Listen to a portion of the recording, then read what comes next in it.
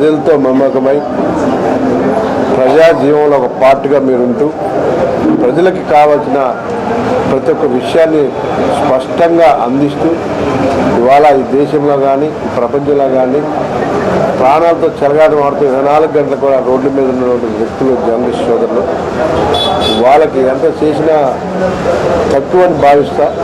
నేను నా వంతు ఎప్పుడు ఏం చేసినా కూడా ఫస్ట్ ప్రయారిటీ నేను వాళ్ళకే ఇస్తూ ఉంటాను.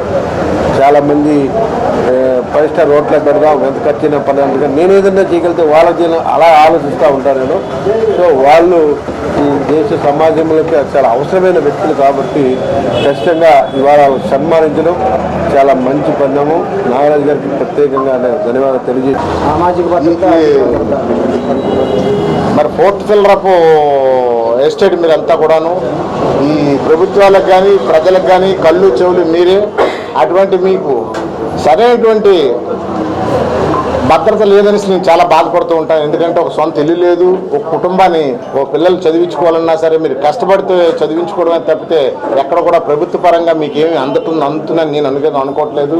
ఎందుకంటే ఈ మాట మీకు చెప్తున్నాను, ఇక్కడ ఎమ్మెల్యే గారు ఉన్నారు కాబట్టి ఆయన సమక్షంలో మీకు మాట చెప్పడం వల్ల రేపు రానున్న రోజుల్లోనైనా సరే మరి అటు పవన్ కళ్యాణ్ గారు కానీ చంద్రబాబు నాయుడు గారితో మాట్లాడి కనీసం మీకు ఏమైనా సరే సదుపాయాలు కల్పించడానికి అవకాశం ఉంటుందని నేనైతే మనస్ఫూర్తిగా కోరుకుంటున్నాను. మరి మీ అందరికీ తెలుసు మరి ఇవాళ గుంటూరు కానీ లేదంటే మరి విజయవాడ కానీ ఖమ్మం కానీ మరి ఎలాగొన్నట్టు జలంలో మునిగిపోయి అందరూ కూడా సుమారుగా చాలామంది జర్నలిస్ట్ దినోత్సవ శుభాకాంక్షలు తెలియజేసుకుంటూ మనకి వంశీ గారి కోసం మనం చెప్పాల్సిన అవసరం లేదు.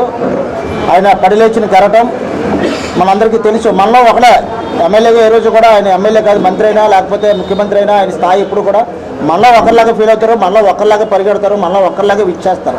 ఏ రోజు కూడా ఆయన వేషధాసనలు కూడా ఏవి కూడా మారదు. మనం ఎక్కడ కనిపించిన భుజమ్మ చేసి లాక్కి వెళ్ళిపోవడం లేకపోతే సరదా తిరగడం అలా ఎమ్మెల్యేలు కొంతమంది మాత్రమే ఎంజాయ్ చేయగలరు.